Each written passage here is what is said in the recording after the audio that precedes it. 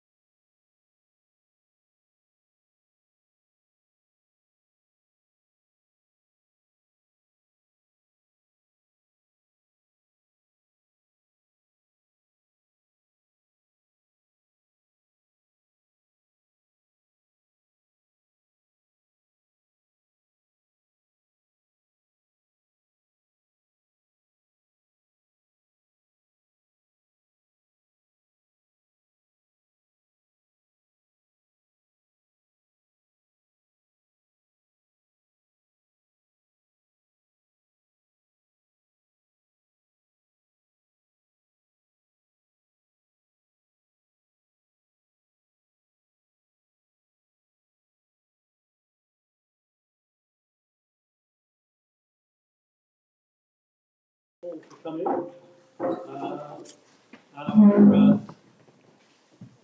Our video recorders are on. It's not, well, it's live for Tim, so welcome Tim. But for everybody else who wants to watch it, it will be a pre-recorded like it was last year.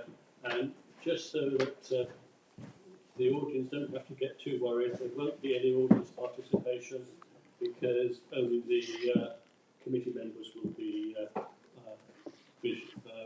on screen. So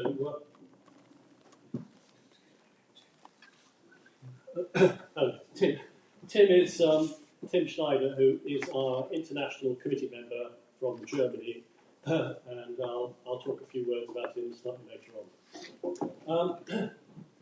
One thing I just need to mention is I've had a right eye operation, and I do have to close my right eye occasionally. So please don't think I'm winking at you. But anyway. So let's carry on. Okay, so I've had apologies from Kimari, Fernando, Rene van der Berg, Harvey and Myrna Bernard, Terry and Gaynor Bailey, Robert Harris, David and Fran Ritson, James Bedford Russell, Alison and Robin Barclay, Julian Brown, Danny Smith, Tony Wakeman, Sam Crossley, Margaret and Jim Brett. Thank you. Minutes of last year's AGM, which was the first in 3 due to COVID. I hope everybody has had an opportunity to see them, should they so wish, and accept that they are an accurate transcription of what we discussed. So, if everybody's happy, could I have somebody to propose and somebody to second that it's a true record? Seconder, somebody? Lovely, thank you very much. Matters arising. There are a number of updates that I need to give, and there is the topic of subscription that I need to expand on. I don't intend to take them now, because if I do now, it will be out of context. What I really need is I need to do those after the Treasurer has given her report, after Linda's given the report, because otherwise it won't make sense. So the matters arising I'll deal with later. The same thing I'll do what I've always done with the Commodore's report.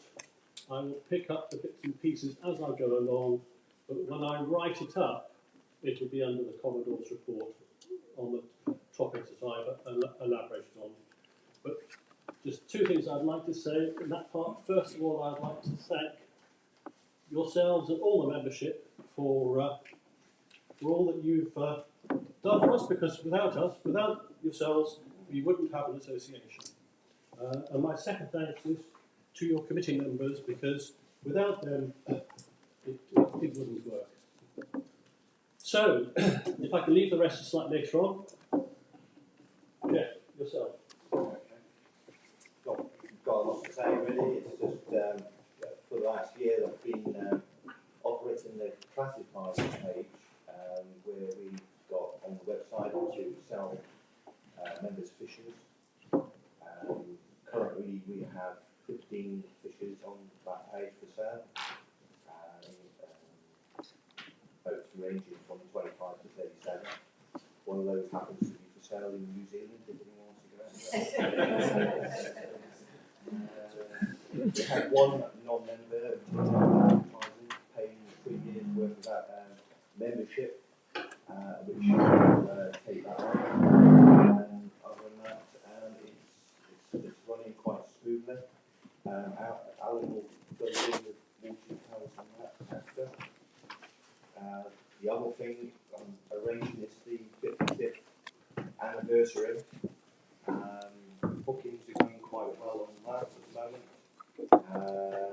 19 fishes booked in currently, which is on par to 2018, when I was sorting out the 50th anniversary, which sadly got cancelled due to that COVID thing. It's been basically on the same format, using Cowie's Yacht Haven and the Royal Yacht Squadron. Possibly around about 55 people will be in attendance at the moment. Hopefully that will probably double in the next year of next year. The dates for this is 30th of June to the 3rd of July 2025, if anyone's interested in giving you details for that. I think that pretty much covers where I'm at with that. Great, thanks. Anybody want to ask Jeff anything? No? Excellent. Right. Okay. Linda, Treasurer's report, please. Good afternoon, everybody. First of all, I'd like to thank Tony, who, as ever, on your behalf, has reviewed the accounts for us, and he's now confirmed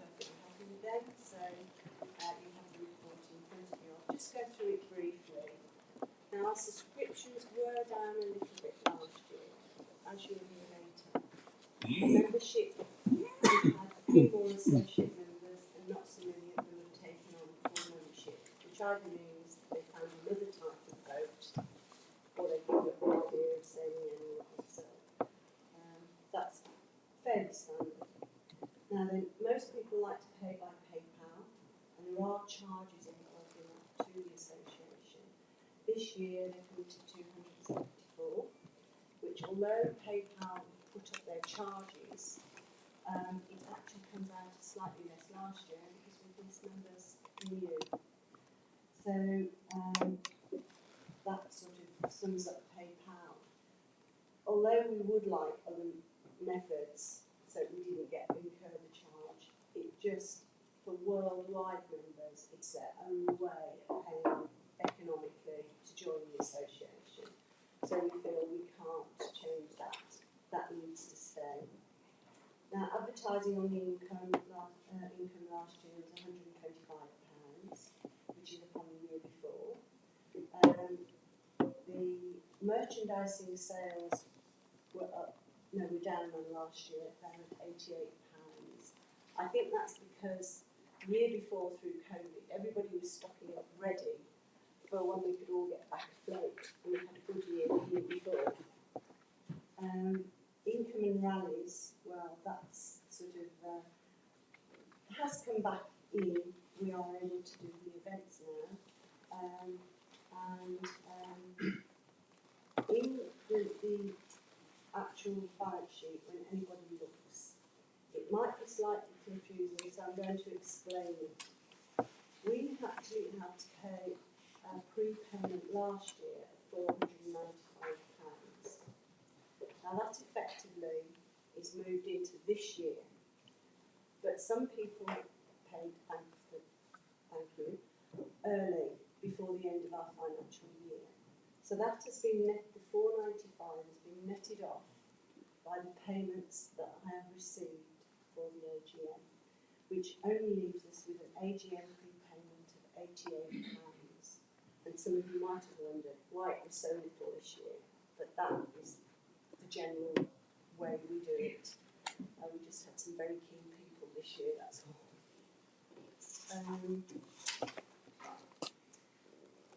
The insurance was much the same.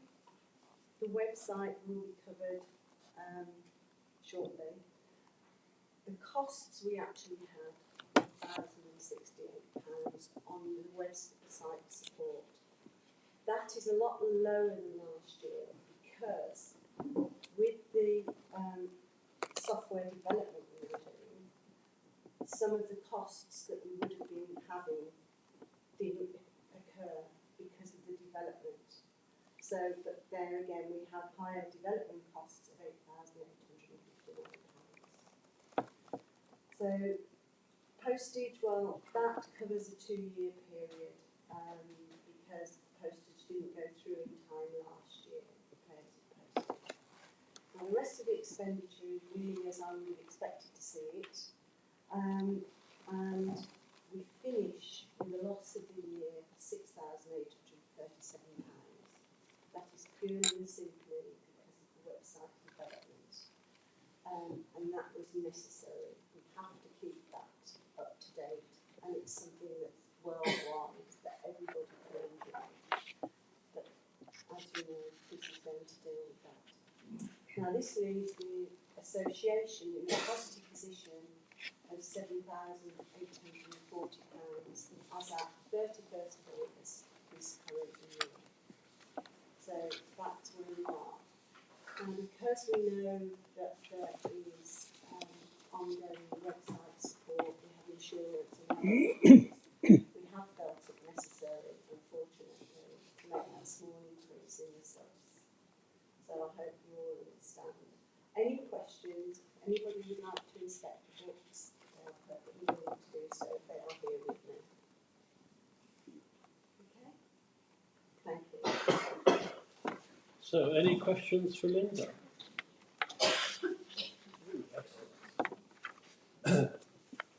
I will be covering website costs and subscription in a second, so if everybody's happy with Treasurer's report.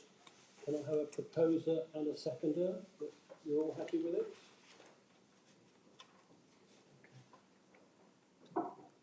Okay. Okay. If I just go back a little bit with regards to the website, some of you will remember Mike Croft. He got our website, the FOA website, up and running, and did a fabulous job. And it was 15 years ago that Al and myself were asked to take on the website, and essentially Derek joined us 12 years ago, and we put a lot of effort and a lot of money into that website. And I think Tony's comments, if you don't mind me saying, where he quoted to me that the website is the FOA, because it is. Without the website, it wouldn't be what it is today, and so I think it's okay. I think it's probably the envy of quite a lot of our sister sailing organisations.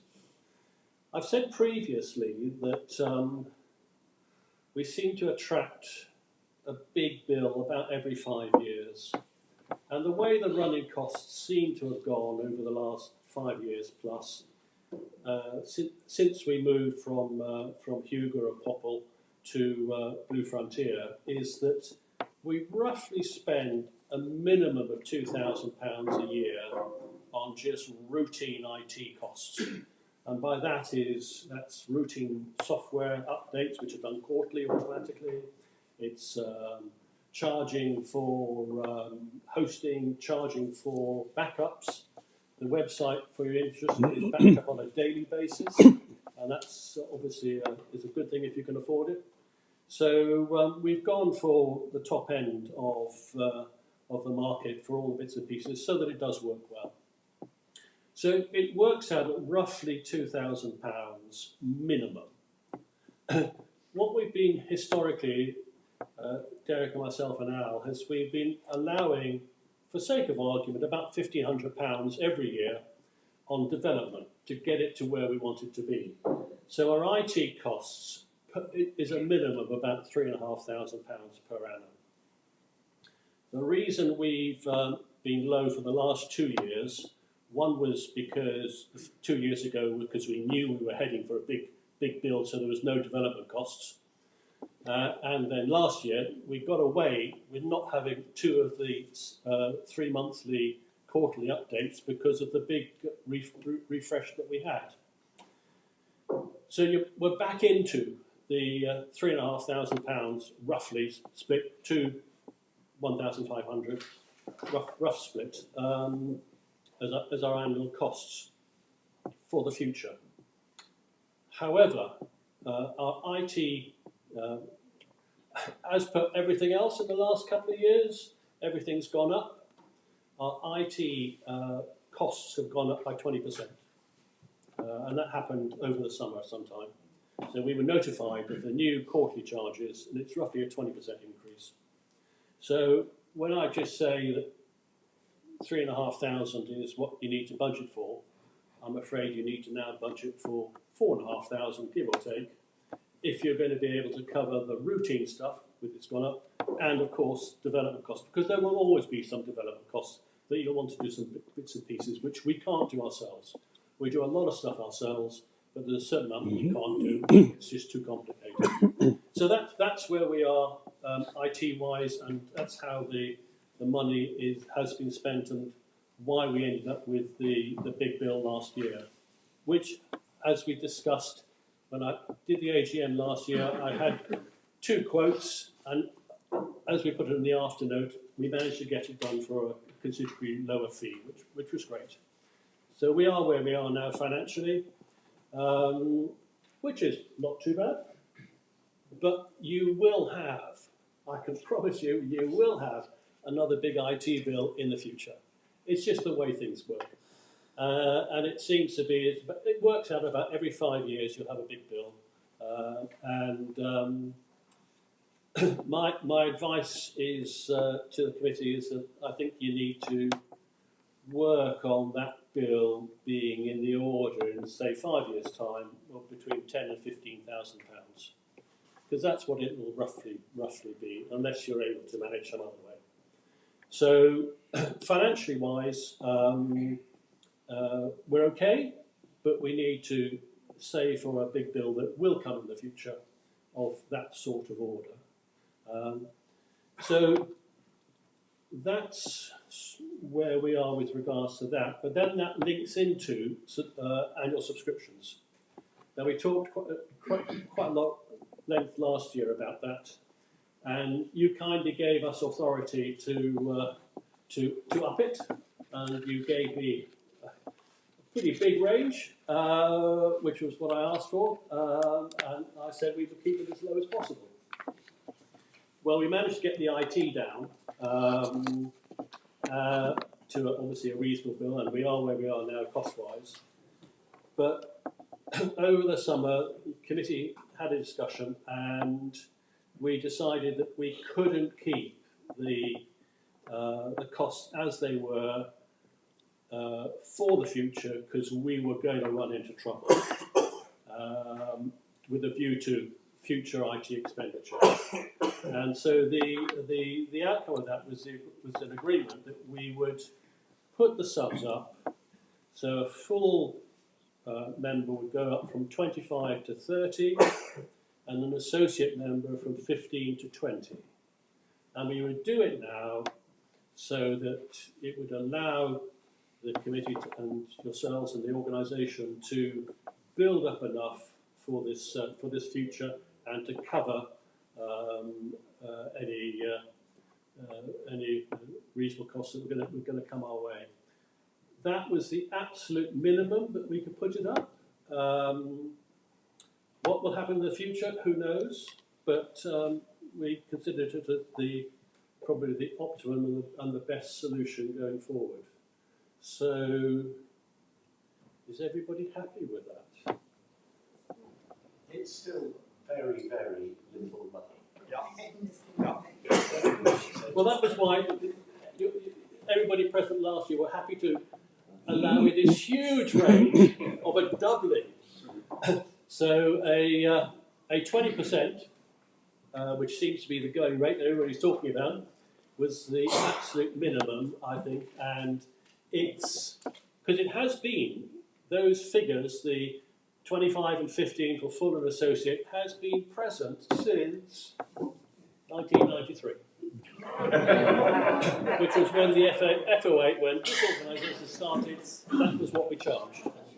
So I think it's a pretty good exchange rate. And, Are we going to lose members if we raise it? That's a good In question. long term, as you say, the website and its effectiveness is really important for this worldwide organisation.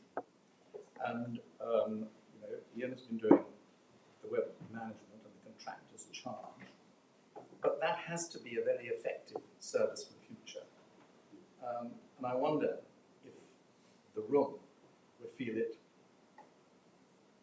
reasonable to have a significant increase. We haven't even got a budget for next year, but you mentioned some of the figures.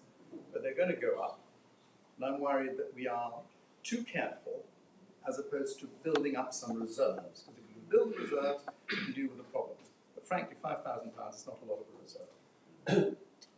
Sorry, that's a chartered accountant speaking with Tony's guidance.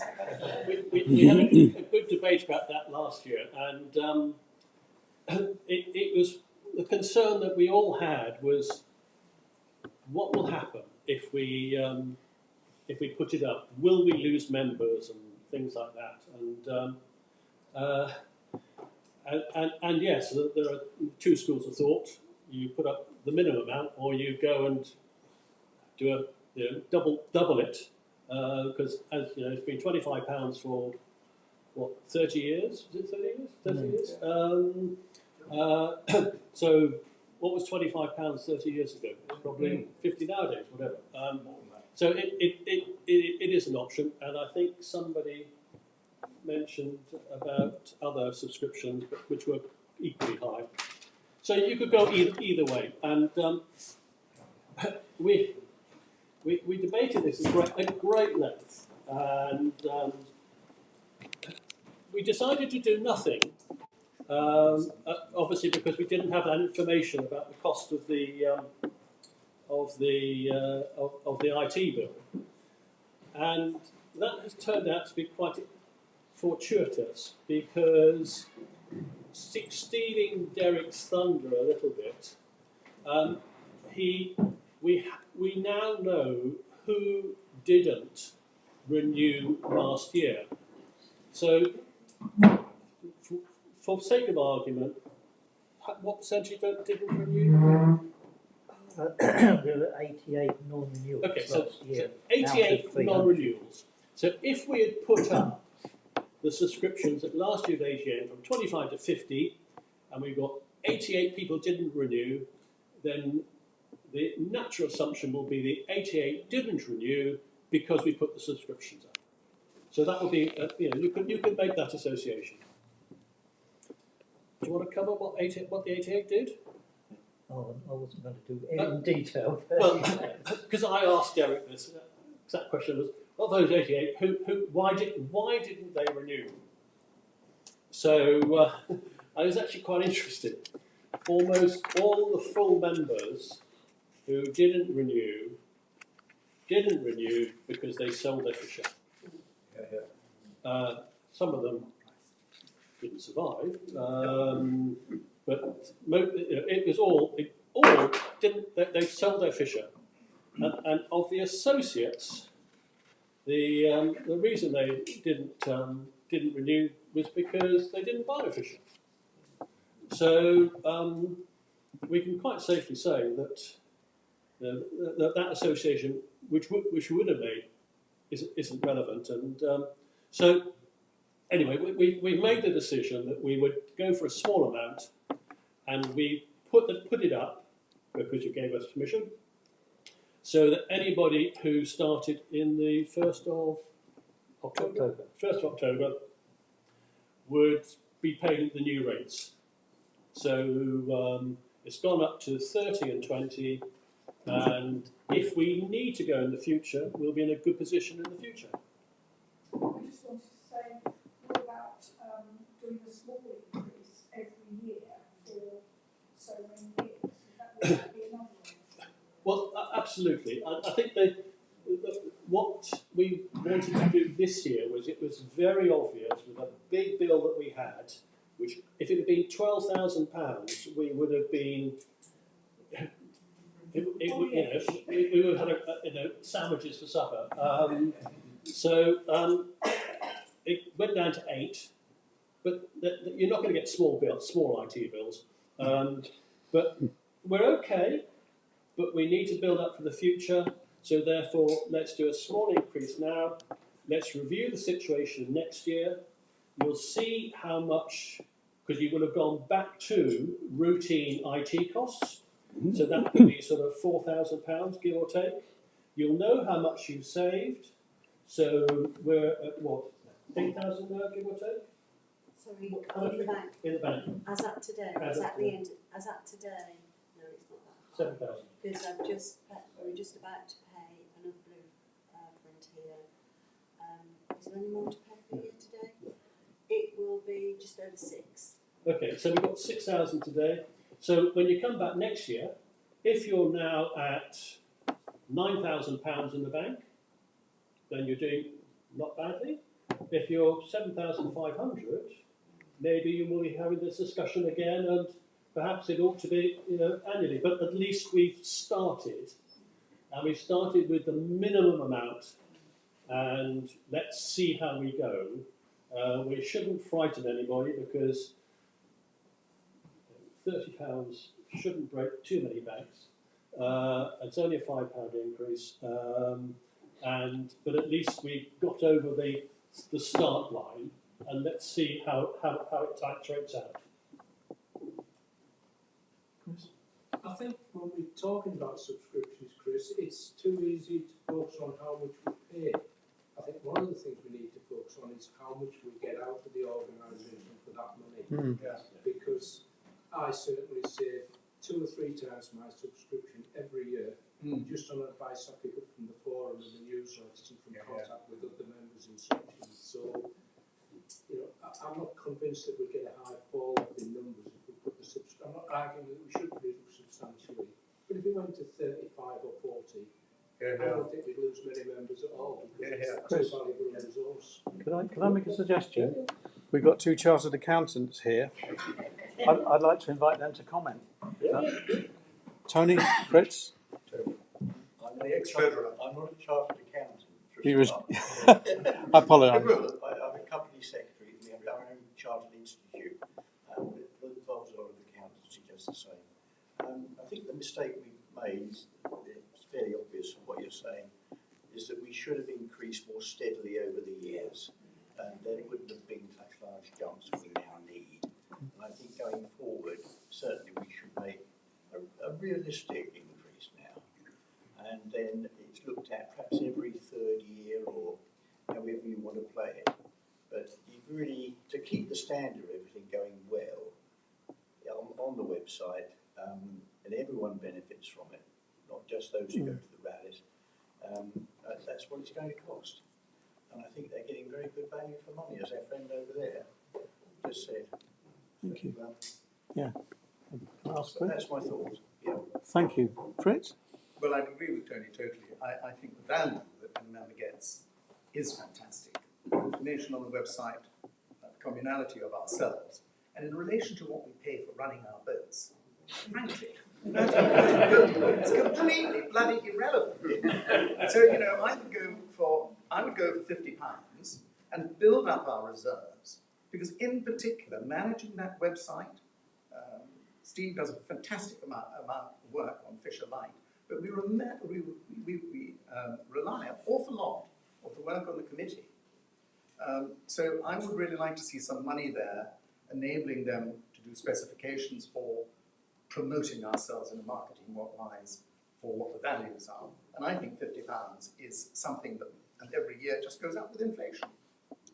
That would be my proposal. But I mean, you might ask the room what they feel. Thank you. Anybody want to comment? Yeah. Chris?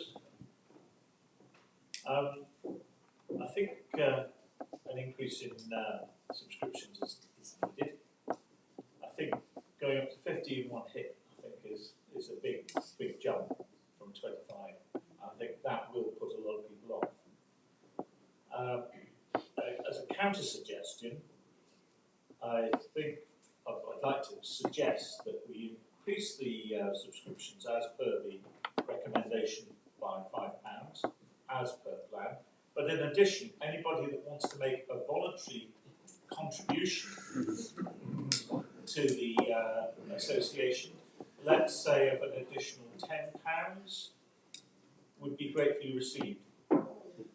Well, I think I shall use the chairman's prerogative of calling a line underneath this, because I've got a feeling this could go on all the time. But it is a question for the committee to discuss, and in next year you can bring forward whatever proposals you wish, and at least you'll be in a position to see what effect the £5 increase has done, what effect it has had on subscriptions and people renewing, and you'll be able to see what your financial status is and whether it is much improved or not. And you'll also have a good idea of, and Alan will have a good idea of IT costs. Yeah. So you'll be in a better position to judge all the parameters next year, and the options are all there. Okay. Can I just ask one question? You know, you said that 88 boats were sold, and that's why, well, most of it was because people said, did any of those people that bought the boats, did they become members or not? Yes, we get new members for sure, and one of the discussions that the committee will be having tomorrow is how to encourage the new members to become new owners to become members.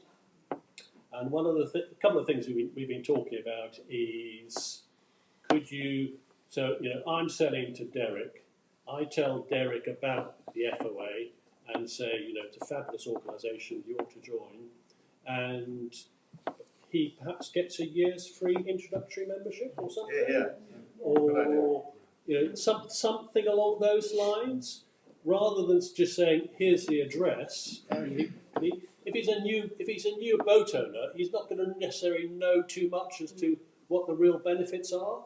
So probably better to give him a membership ticket and see how he goes. Yeah. So that's one of the things we're going to talk about tomorrow.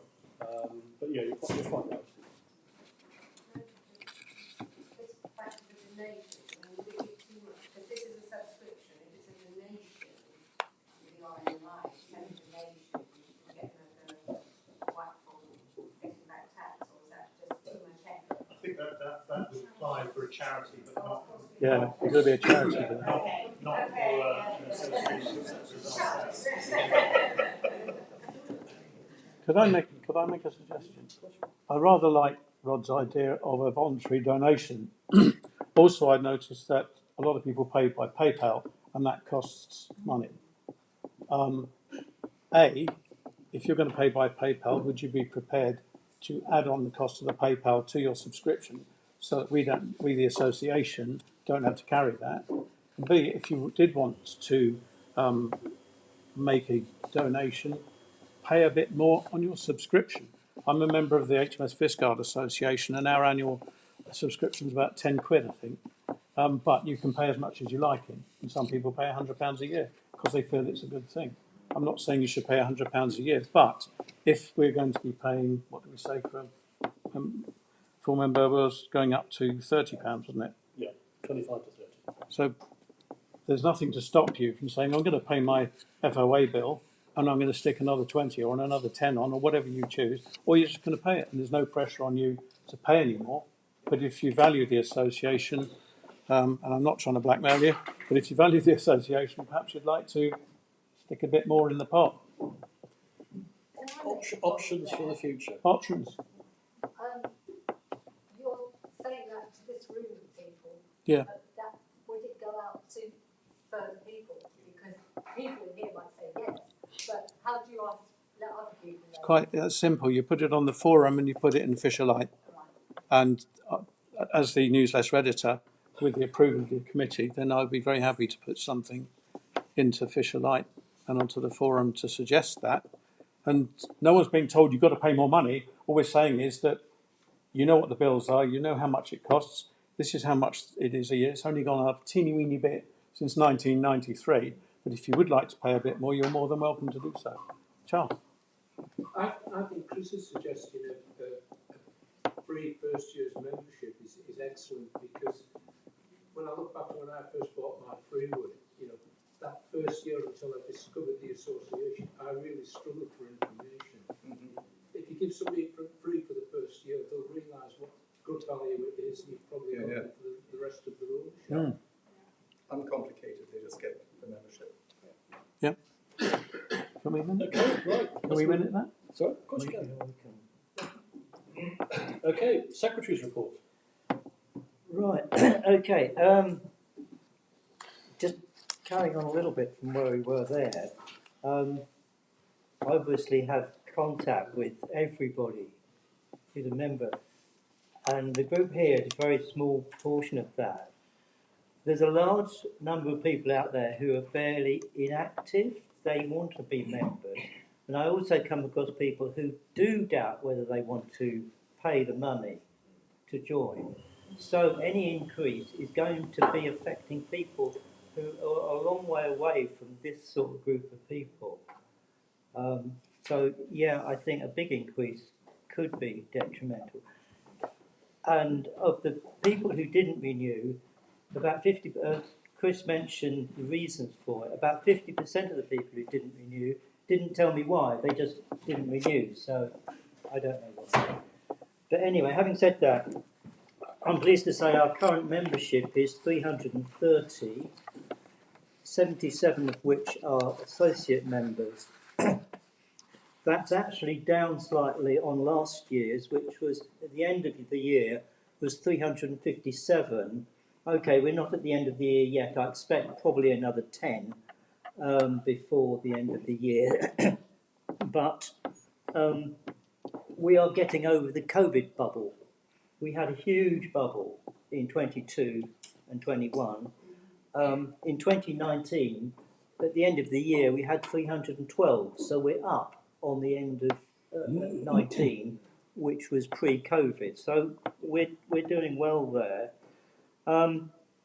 What has increased significantly is the outside UK membership, which is now 135, 41%, and 44 of those are in North America. So we have a significant North American membership. The next largest sort of contingent is the Western European countries, Netherlands, France and Germany. Spread around the UK, we've got 39 in the East region, 53 in the Southwest, in the South and Channel Islands, 32 in the Southwest, and 71 in Scotland and North. So there's a lot of people up in the north there. Where one has one's events, one may need to think along those lines. As a secretary, my main job seems to be communications. I hope everyone finds communications work well. If anybody has any suggestions that one can communicate with membership better, I'd be very pleased to hear. And one final note on the subs increase. Anybody who pays by standing orders, please can they update their standing order? Payment online by PayPal is easy. We just switch over to making it £30 or £20. If you're paying by a standing order, and a significant number of people still do, I mean I do, you're going to have to go in and change that to standing order. Otherwise, I'm going to be chasing you, and I don't want to do that. Okay, lovely. Right. Chris, can I just ask? Yeah, Chris. Jeff may be the person best able to answer it, but do we know how many fishers there are still in the world, or how many were built, and we could take a stab at We've got an idea there was 1,200 approximately built. Right. We know there's been quite a few boats lost over the years, including 2 46ers. Right. And who knows how many 30s have been lost along the way, and various others. But of course, in that 1,200, there's also a range of commercial craft built as well. So if we could say there was actually 800 actual fishers built, then we've got a lot of people to find to be members. So there's a lot of scope out there. We've got a lot of people to find. And the number of full members in the UK has remained remarkably constant for the last couple of decades. As long as I've been doing it, I can tell you. In 2008, the full membership in the UK was 139. In 2015, it was 150. And we've currently got 156. That's UK full membership. So it really doesn't change very much. Yes, and we don't know how many were exported, do we? According to Dave Scarn, it was about 60%. So there's a lot in America to be found. Yeah. But from my figures, there's roughly about 250 in the UK. So there's still quite a few UK members to be located. There's a lot of boats went into Europe, which they're all starting to now come out. North Americans are starting to find our site and join in droves. And yeah, I think if we keep pushing forward, we'll eventually find them all. The theme here, and it's been throughout the last decade or so, is the importance of our overseas members. And so our membership within the UK has remained very, very static, or very no great increases, but it's the increase in the overseas members that has made the difference over the last 10, 15 years, and likely to increase. So our orientation of the website and the organisation to looking outward is crucial, and therefore, for that reason, the appointment of Tim as our first international committee member is, I think, a great step forward, and who knows where this will lead to. And as more and more overseas owners and associates join us, I think this organisation, we need to look to ways to include them. And I think that's going to be the exciting part of the organisation. Okay, right. Another one. Well, for overseas, we used to keep our boat in France, and whenever we came across a fish, we would go and talk to them. Yeah. And they loved their boat, but of course they spoke just French, and so they weren't interested in looking at the Fisher Association. So I just wondered if there are any translations or anything for overseas who don't speak it. Have the website in in different languages as well, so that possibly, like I think the Dutch do it. There are all ways of doing this, and this is where Tim, and he talks to all, or communicates with all new overseas members. He has links, particularly with his German colleagues and the Dutch, as does Jeff. So encouraging these hotspots, or not necessarily hotspots of fishers, to come our way. I think it is working. The statistics would say that. How you go out to them and how you find them, of course, is much more complicated, other than almost by word of mouth,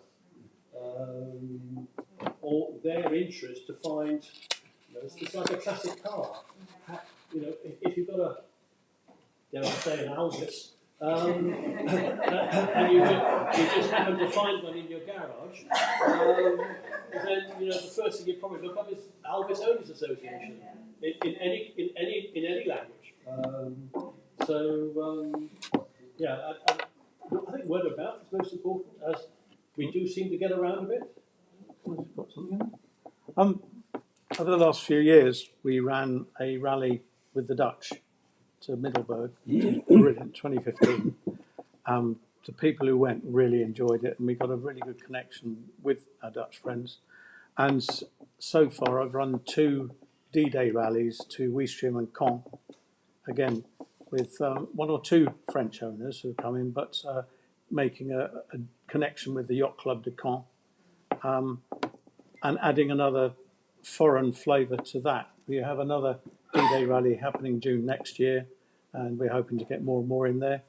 And we are in touch with Yves Layani, who's a very famous TV vet who owns a Fisher 30 called Apache. And so we talk to him from time to time, but you're right. I think there's more we could do in France, certainly, and we have a good connection with Germany and Holland. So we are moving in the right direction, and I'd love to be able to do more. The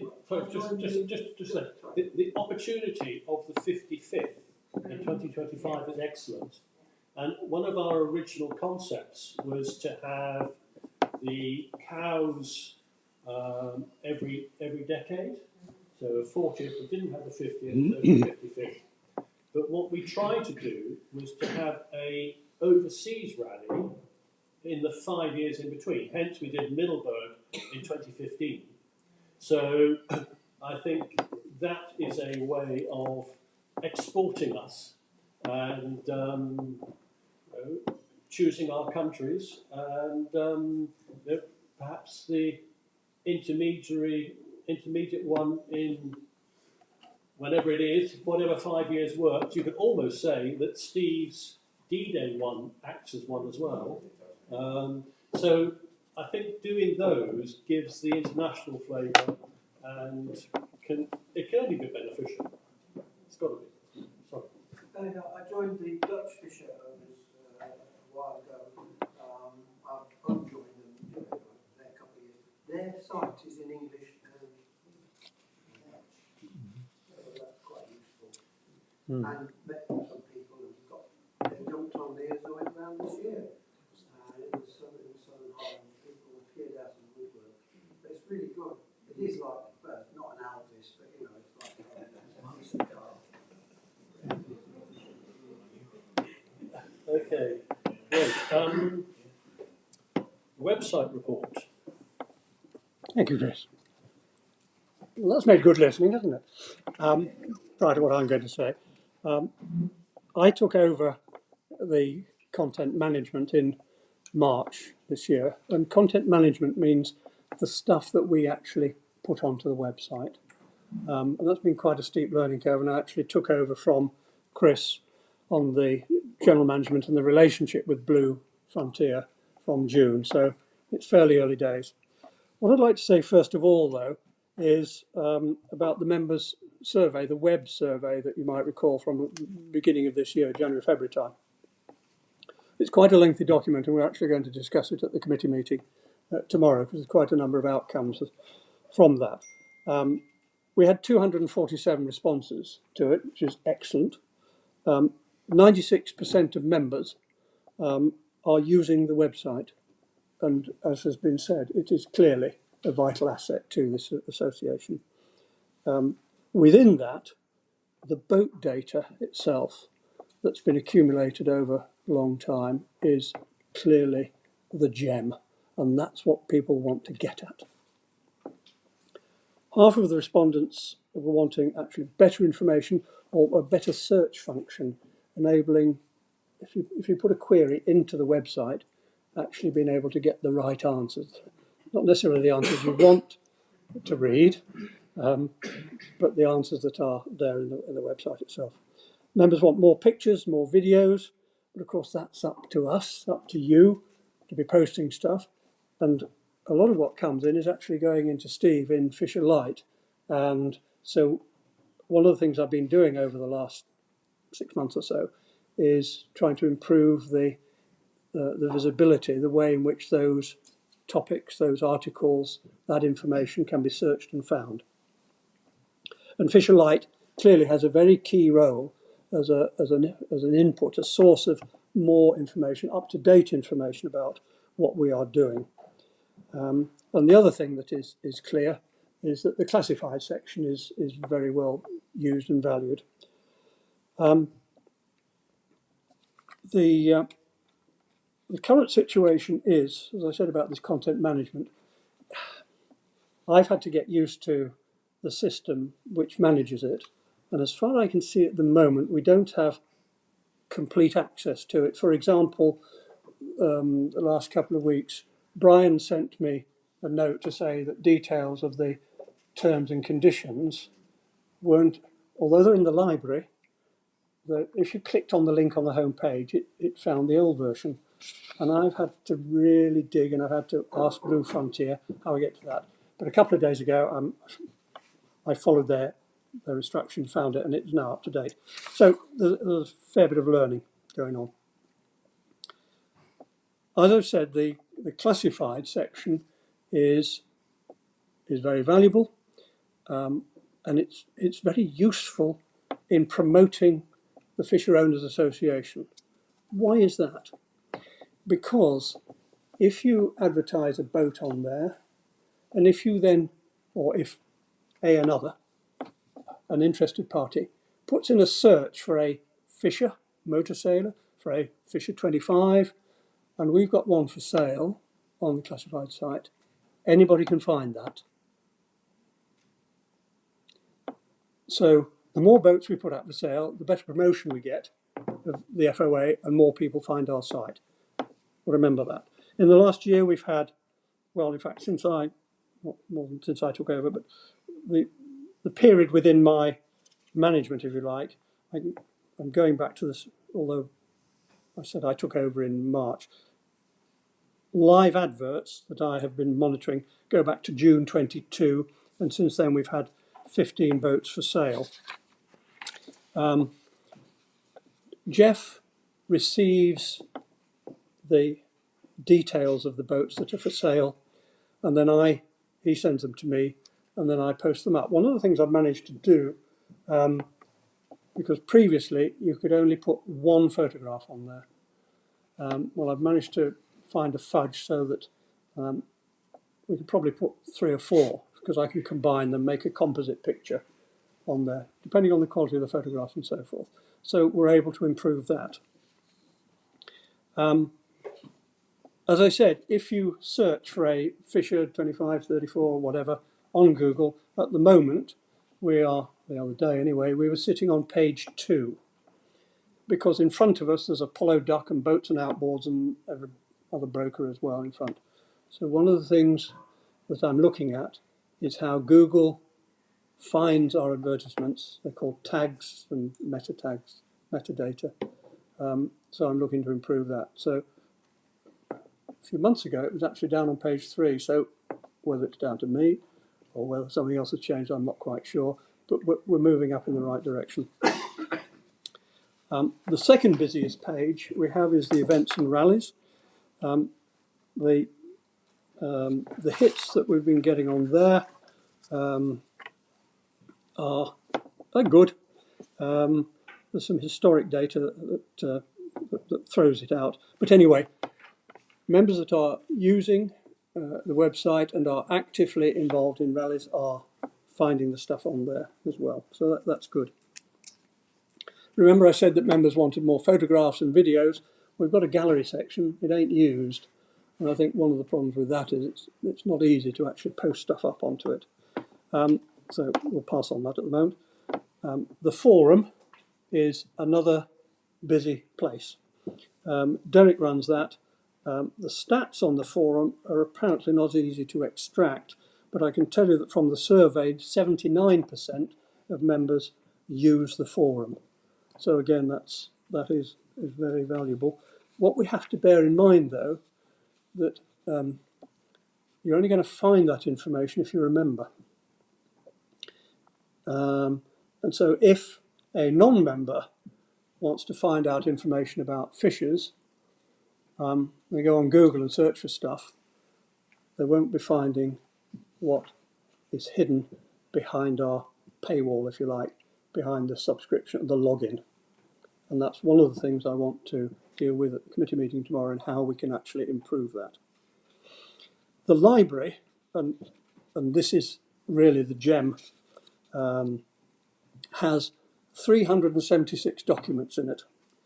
A member posted on the forum recently, between the forum and the library there's a great deal of useful information, but it's not easy to get at. And that is exactly what I want to address. And that was, again, strongly reflected in the survey results.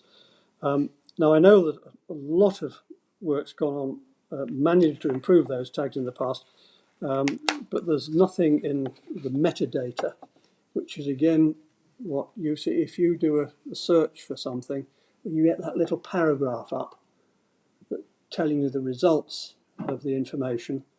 That's, again, where we need to improve matters.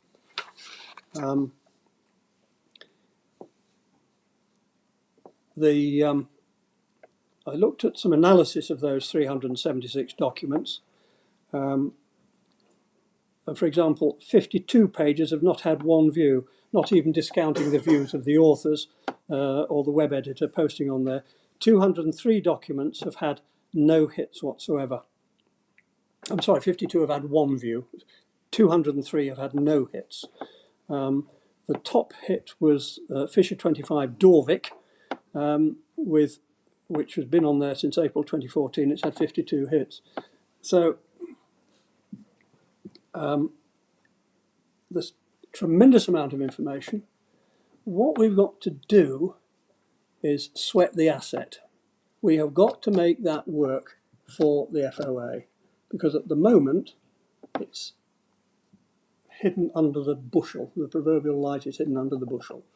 We've got to open it up and make it available to anybody anywhere in the world that wants information about fishers. Now, you may well be thinking, are we giving away our value?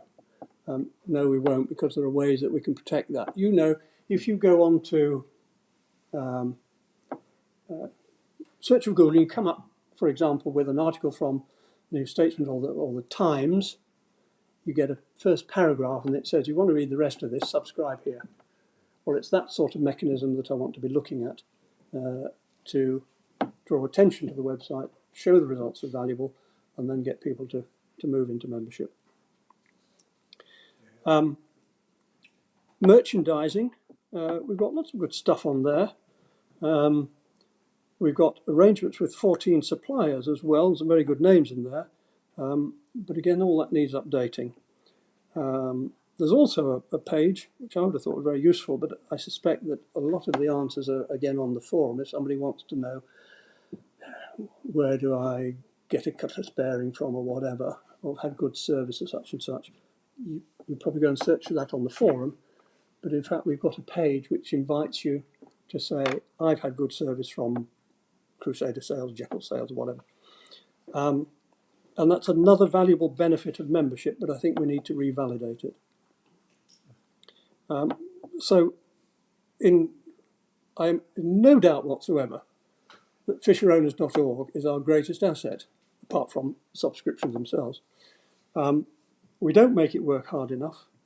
And so at the committee meeting tomorrow, I'm going to discuss ways that we can improve the search function so that the search engines, Google mainly, but there are others, can find our information and we can use it effectively.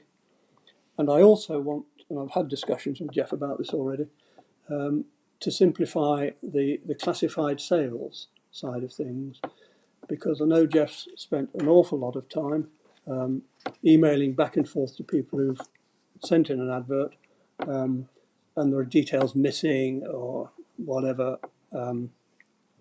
And so we're going to look at a template that has a load of boxes. You can fit all the information in there, and it makes my job a whole lot easier in putting that information up in a block onto the classified site. Questions?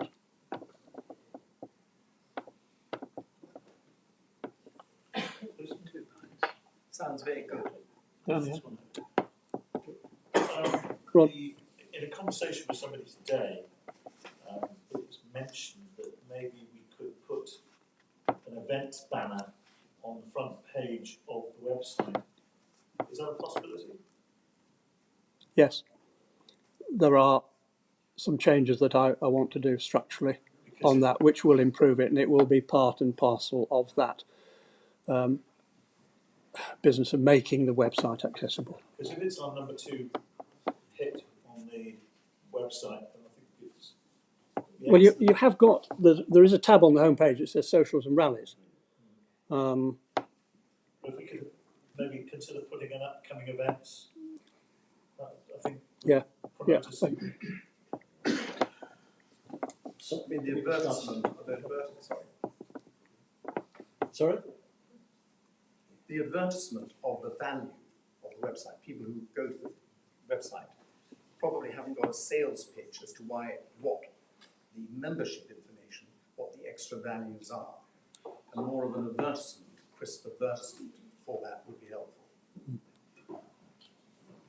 But I think you're thinking of a lot of those things already, so very happy.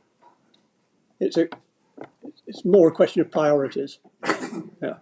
And from the survey in particular, and also the experience I've had over the last 6 months, my focus really wants to be about sweating the, as I call it, sweating the asset, so that what I know people are looking for, it's there, but those who are not members can't find it. It works on the classified ads. That's the model. But when you're looking for more information about your Fisher Northeastern and how it was built, or your 34 and how somebody's fitted a bow thruster, you can only get it if you're a member. And I want to flag that and say, yeah, for 30 quid, you can find most of the answers. So, work in progress. Very much. Okay, thank you, Alan. Right, rear Commodore's reports. Harvey isn't here, so he'll be putting his in. They'll be in the minutes in due course. Starting at the end. Rob? Thank you. Right, South Coast. Can I start by asking a question of people gathered here today? How many of you are South Coast and Channel Island members? Okay.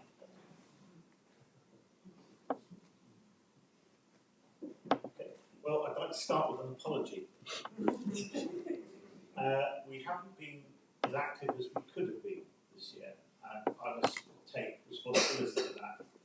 Insofar as I've had boat difficulties of my own this year, which meant my boat has been out of use for a good, fairly large proportion. We did, however, have a fitting out lunch, which was held in the Royal Air Force Yacht Club in Southampton, which was quite well attended. There was about 25 of us in all. Next year, I would welcome suggestions as to where, both within the Solent we could go and maybe a little further afield. There is also, as has been mentioned, the Cairn Rally, which is scheduled for June next year. I would like also maybe to fill a few other locations around the Solent. Would welcome suggestions. So the South Coast has got its own email address, by the way, which is southcoastfishers@gmail.com. So if you want to drop me a line there with any suggestions for next year. Thank you. Okay. Can I make a suggestion? Yeah. It's just come into my head. I'm not being clever. The Northern group have got a Facebook group, haven't they? Yes. Scottish. Yes. Why don't we have a Facebook group for the Southern group, Southern Fishers? Look into getting that organised. Fabulous, thank you. We do have our main Facebook group, Fisher, which you're quite welcome to post anything to do with rallies on that as a whole. So any region can post their stuff. There is 125 members using that. So it's a good way of getting information across. Or if you want me to add the information onto it, then I've got no trouble with that at all. Okay. So if you want to make use of that sort of thing, rather than start again, because then you've got to try and get people to join. Yeah. And the idea is, with group ones, we try to keep them with so many members only. So it's taken over 10 years now to get up to 125. It will take you a little while. You should get people to join. So it might be best to use what we've got. That's a good idea. It's a good idea. Right. Just a reminder that I am Rear Commodore Southwest and West. The west bit is Wales and the Bristol Channel, up as far as the Llywelyn Peninsula. Let me start by saying, endorsing what Derek said, my figures for 2015 for the region were 31 members, and now today it's 32. And of those 32 today, 3/4 of them are in Devon and Cornwall, and the other quarter are in Wales and Bristol Channel area. As to our activities, in keeping with historical practice, we have a pre-season lunch and a post-season, end-of-season lunch. The pre-season lunch was at a delightful pub, the Cot Inn at Dartington, in April. 6 fishers were represented by a group of 8 people. And our end-of-season lunch was held at the Cumbarton Inn at Crackington Haven, which is on the North Cornish coast near Bude. The April event was brilliant sunshine, and the October event in Crackington Haven was drizzling. drizzle and fog. We're a group of 10 people from 5 fishers at the October event, including 2 new associate members who are hunting for a fisher. Our key event was our a la carte rally in June. Rather like the a la carte menu, the idea of our a la carte rally is that you can pick and choose bits off the menu. It was advertised as a gentle jog westwards from Plymouth to the Fowl, reaching a different venue each day. And the plan was to take in Tamar, Foy, Helford and the River Far itself. 7 fishers participated in the rally. Fisher 34 Pearl Fisher, Fisher 31 Giltar, Fisher 25 Blue Dolphin, Fisher 25 Emma 2, Fisher 25 Freewood Misty Hawa, and French Fisher 30 Nout, and Fisher 31 Bluebell. I'm glad to say that 5 of those fishers, their members are here today, including Paul Grumeau from Fisher Nout, our French participant in the rally. Bienvenue, Paul. Thank you. I think this is the second year we've done our a la carte rally. We'll try and do a similar thing next year, but perhaps starting further eastward in Devon. I haven't been successful in stimulating much activity from the Wales and Bristol Channel part of the region, but we'll continue to have a go at that for another year. That's the take of it. Thank you. Paul, are you doing East Coast or is Alan? Cool, me again. Paul and Carol and I jointly look after the East Coast. Incidentally, we have a WhatsApp group and I can thoroughly recommend it. There's a very quick means of communication with members. They seem to respond very well to that. I think is it 39 in the East Coast, Derek? Sorry, I haven't got my figure in front of me. 39, yeah. Yes.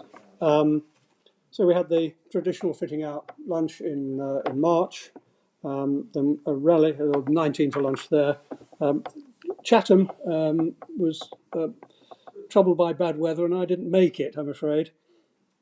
But 6 boats, Paul, and 12 for dinner there. And we finished off the year in Tollesbury with a good turnout for 19.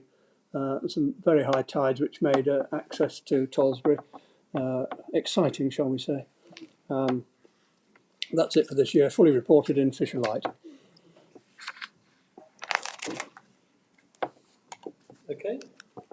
Cool. Right, okay, happy. Thank you very much, guys. Newsletter. Okay. Are you going to say anything about ICM? Have we done that? Sorry? International Committee member. No, not Okay. Newsletter. As hopefully most of you have seen it. Before anybody asks, I'm happy to carry on being the newsletter editor. But if anybody does want to come forward, I will happily hand it over. If you wanted to do it, take your time. Just form an orderly queue. Do you realise we've had 4 editors since 1993? Only 4. Julie Bagley, who was the wife of Morris, who sadly passed away a little while ago, she did it first. Then Tony Gurney took over. And by the way, happy golden anniversary, Tony and Christine. Yeah.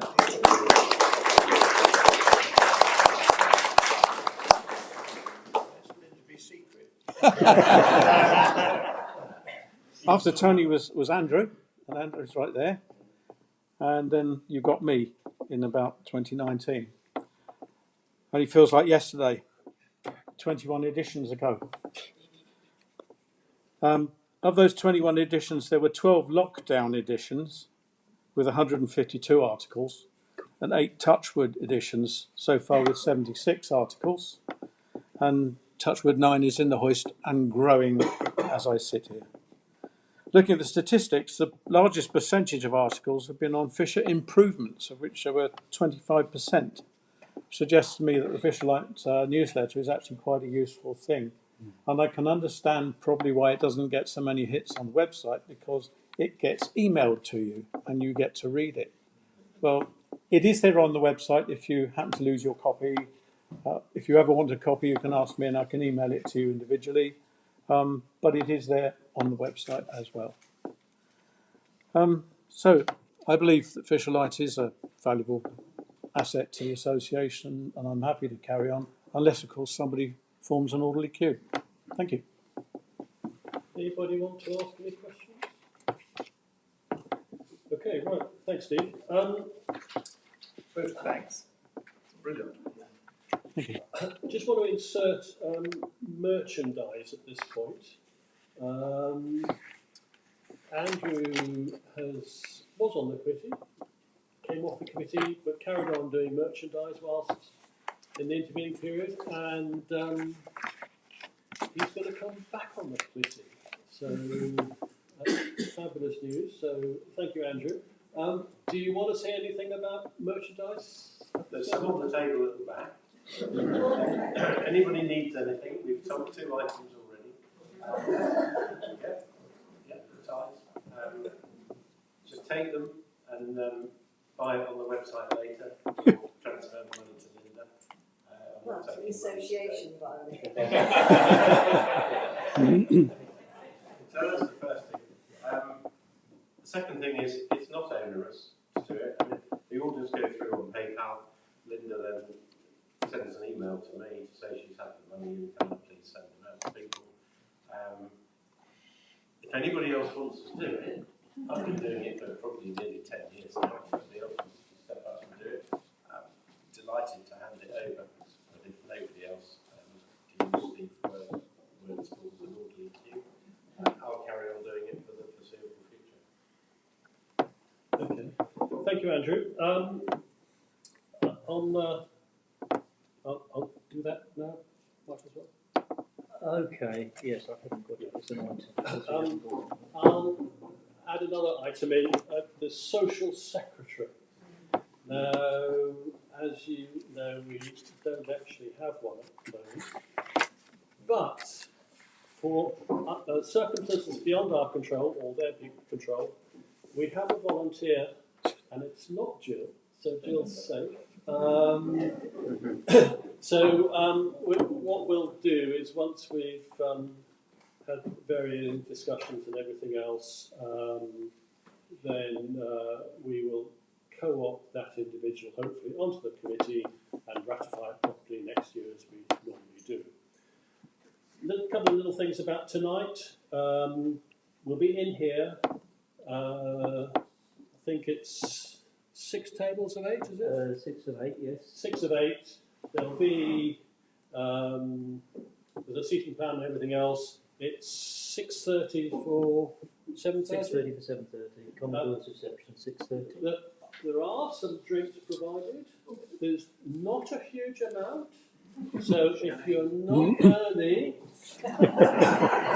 you might find that your glass of wine isn't there anymore. It's not unlimited. There is non-alcoholic as well. I'm afraid it's only wine or wine. So if you want something different, there's a bar. And I'm afraid with the finances as they are, there's no wine on the table. So if you want to drink with your meal, you'll need to sort that out at the bar as well. So that's the plan for this evening. What I would like to do is just talk a little bit about future AGMs and dinners and their locations. As Derek has illustrated, there's a huge number in Scotland, and we were talking about perhaps Scotland next year. Harvey's not here, varying reasons. I don't think it's going to happen in Scotland. I don't think it's going to be possible. Your committee will decide tomorrow as to all these bits and pieces. I have a feeling that Scotland's not going to work.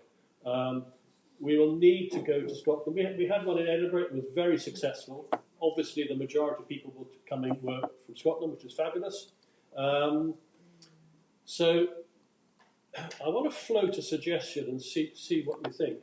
We have the 55th coming up in June, July 2025. So that's going to require a lot of effort to do that. So we've got the AGM and dinner next year, 2024 and 2025, and we want to make those, I would suggest, we, generic, want to make those 2 AGMs and dinners as easy as possible for everybody all concerned, because the effort's going to go into the 55th. Now, the suggestion I'm going to float is that what about staying in the RNLI pool for the next 2 consecutive years, so 2024, 2025, and then perhaps look at 2026 going to Scotland, and going back to the concept of regional. If you go back 18 years ago, we had a group in Corby, a series of AGMs in Corby. Not that I would recommend going back to Corby. We used to live nearby to Corby, but I would suggest that's not a good venue. So, you know, possibly coming here for the next 2 consecutive years would make it very easy to organise, and it would then allow the effort to go into the 55th. I'm not saying it's a done deal for that, but I'm just curious as to, you know, what would people be content with that? Yeah.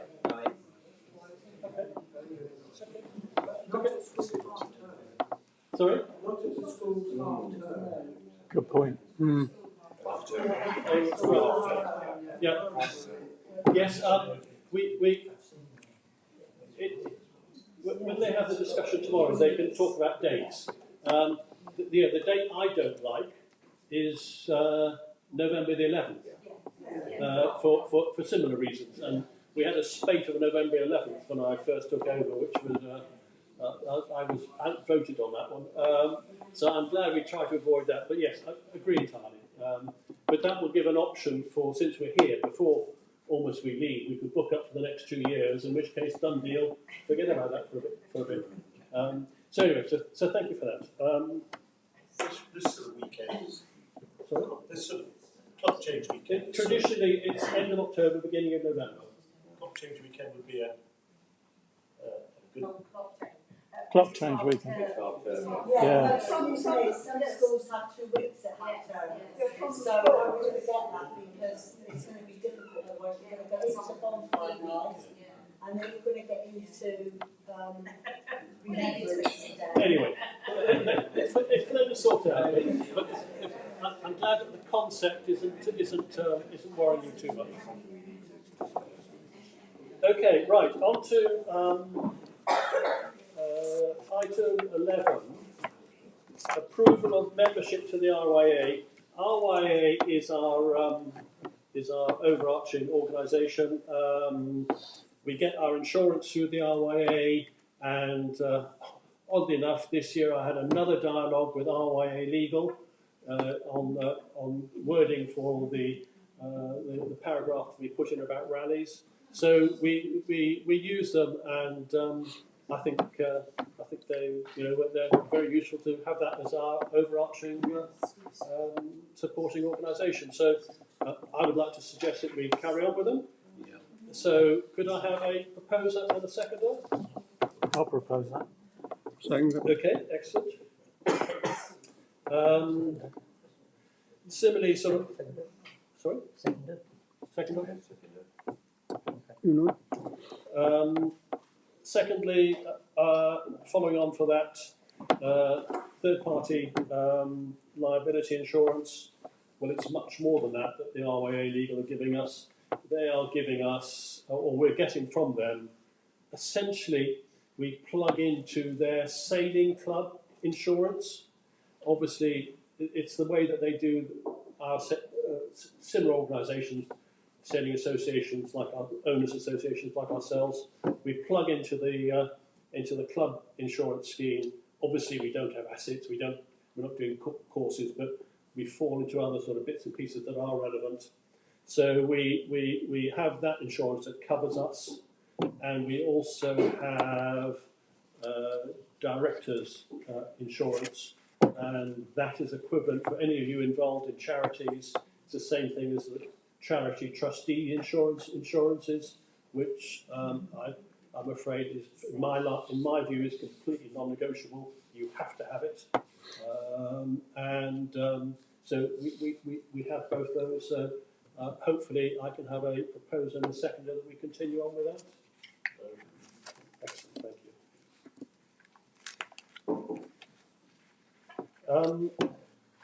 I'm going to leave the election of committee members to the very end for obvious reasons, but we'll come back to that one. So on to 14. Saving events for 2024. I've talked about AGMs for 24 and 25. Jeff's talked about 55th. Steve's talked about D-Day next year. Yeah, can I add just a little bit into that? Yeah. The D-Day one in the first week in June, as you've already heard me bore you to death about it being at Weestream and Conk. The difference is that this year, this rally is going to be a combined rally between the Fisher Owners Association and the Fareham Sailing and Motorboat Club, of which a couple of us are members, 3 of us are members. And when I was talking to their Commodore about what we're doing, he said, we would love to have some of that, please. So what I've done towards that is I've promulgated something to them, same as I put out in the forum and in the newsletter. And I've also had a good look through their rules and bylaws to find that they don't have an Article 8 like ours for rallies and what could be expected. So with tacit permission from our legal eagle, I sent them a copy of our Article 8 and said, you might want to have a look at this. But the rules and regulations for what we do with a rally will apply to them as well. So we will all be singing off the same hymn sheet. They're a lovely bunch of people, and I'm really looking forward to working with their Commodore and making it happen.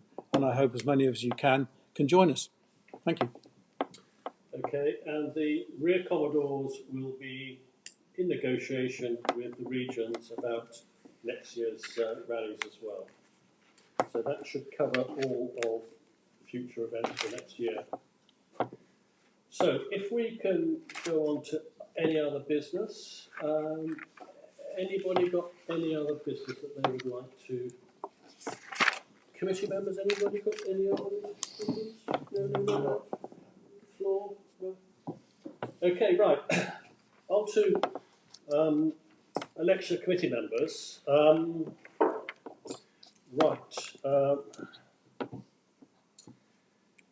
Andrew, it'll be easier if we do this as a bit of a job lot, so rather than each one. So because there are quite a few. Andrew has very kindly agreed to rejoin the committee merchandising, so thank you very much, Andrew. We have potential of a social secretary, which we will deal with as a co-opting member and a full member properly next year. We have Tim Schneider, who is our international committee member, who joined us after last year's AGM. I discussed it at the AGM and you allowed me to invite somebody, and Tim has joined. It was on a 1-year probation, and he did very well, and he has agreed. Hi Tim. He has agreed to continue to do a full 3-year tour, which is fabulous news. And how that develops is going to be really, really interesting, and I think it's going to be great for us. So we need Tim to come on as a full member. Harvey, who isn't here, it's his time to be renewed, and he's happy to be renewed. Brian needs to be renewed. Renewed? Do you not want to be renewed, Brian? In more ways than one. So Brian is happy to continue. Linda is happy to continue. If anybody feels the need. So Keith has reliably informed me. Yes. And Derek is happy to continue. Yep. So that is the change.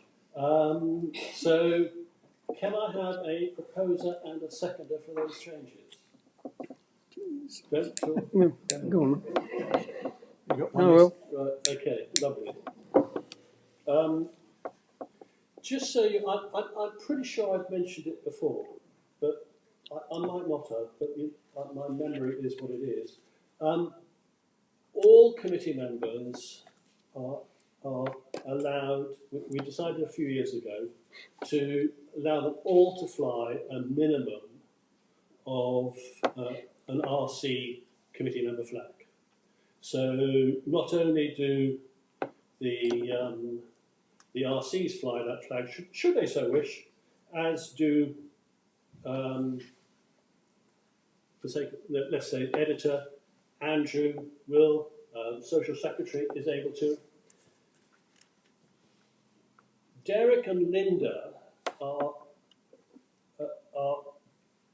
flying the Vice Commodore's flag in conjunction with this wonderful chap, in recognition of what they do to the committee. And for the committee, I think. and I just want to go a little bit further about this wonderful chap. Right. Tea and coffee is due in a couple of minutes, so we'll be very short. We're almost on time. Now, Derek, it's his post terminology is secretary, and I've been unhappy with that for a long time because there's various playing games with words, and he is certainly not a secretary. Apologies, Tony, but I think I persuaded Derek to return his appointment as company secretary because I love the name. It's a fabulous name. It's not really in common usage too much nowadays, is it, Tony? Yeah, it depends. But it much better, if anybody doesn't know what a company secretary do, Google it and look it up, and you will soon understand why I've been so keen for Derek to change to be a company secretary, and or to rebadge it. And it's important for people to understand and members to understand that he is not his duties. I'm going back to military terminology. What he does for the association, it's due recognition, and I think it's also going to be very important for when he eventually gives up, his successor to understand what role he or she is picking up. So that's what we've decided to do, and I hope you're all happy with that. I think it makes sense. Are you happy? Yeah. Tony, are you happy, Tony? I'd like to propose it. Excellent. I have a proposal. Can I have a seconder? Excellent. Thank you very much. Right. Now, the final thing is that wonderful chap there. It has been selected by the committee to take over, Paul. Thank you. So, Steve. Yes, sir. Stand up.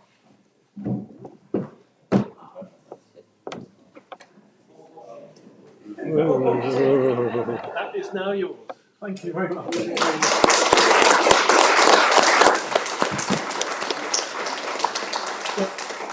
is now in the chair for this evening, and tea and coffee is served. Thank you very much for coming.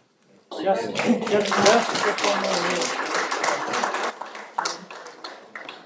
Before we move on, I'd just like to propose a vote of thanks to Chris. Because he's been Commodore for 12 years, as you all know. What he's done for this association is amazing. It's transformed it from something that it was into what we see it as today. He does an awful lot of work behind the scenes, talking to people, communicating with people, talking to the RYA, organising all sorts of things there. And he leaves it in such a good position, and I've really enjoyed working with him for the last 12 years as a Commodore secretary, but also as a very good friend. And I would just like to say thank you, Chris.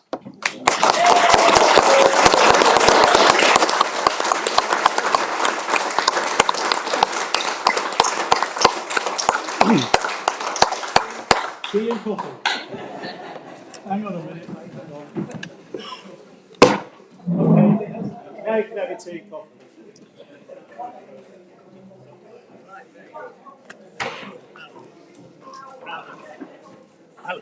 Bear with me. Sounds really strange, right?